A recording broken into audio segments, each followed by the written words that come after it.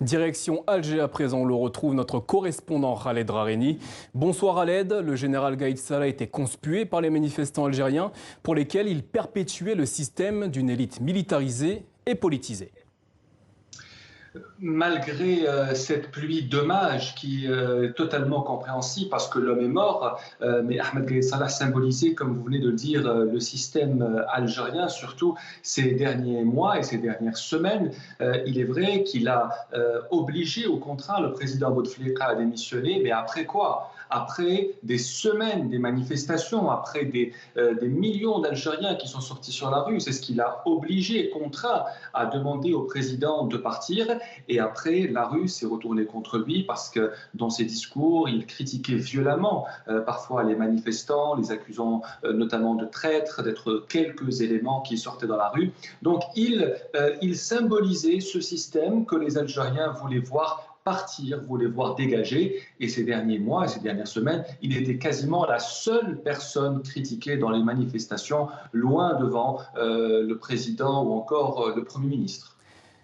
Khaled, le général Saïd Chengrina, commandant des forces terrestres, a été chargé d'assurer l'intérim. Pouvez-vous nous dire qui est cet homme ?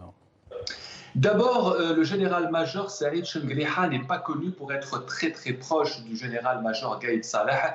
Ils ont des rapports cordiaux, ils ne sont pas amis depuis des années, comme c'est le cas entre beaucoup d'officiers de l'armée. Lors de leur dernière rencontre officielle à l'Académie militaire de Cherchell, d'ailleurs, Ahmed Gaïd Salah a presque fui du regard celui qu'il a quand même lui-même nommé à ce poste, celui de commandant des forces terrestres, j'entends bien, en 2018.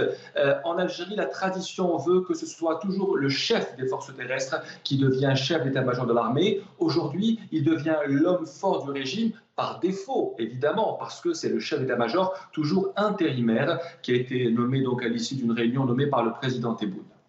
Khaled, quelles conséquences la disparition du général Gaïd Salah peut-elle avoir en ce qui concerne les manifestations ? Une chose est sûre, la manifestation de mardi, demain des étudiants est maintenue malgré quelques rumeurs ici et là à cause du deuil national qui disait que cette manifestation pouvait être annulée ou reportée. Ce n'est pas le cas. Les étudiants algériens battront le pavé demain à Alger et dans d'autres villes du pays. Ce qu'attendent les Algériens aujourd'hui, c'est une inflexion dans la politique. Dans un de vos reportages, on entendait dire que Gaïd Salah a jeté en prison les suppôts du régime Bouteflika. Il a aussi jeté en prison des manifestants.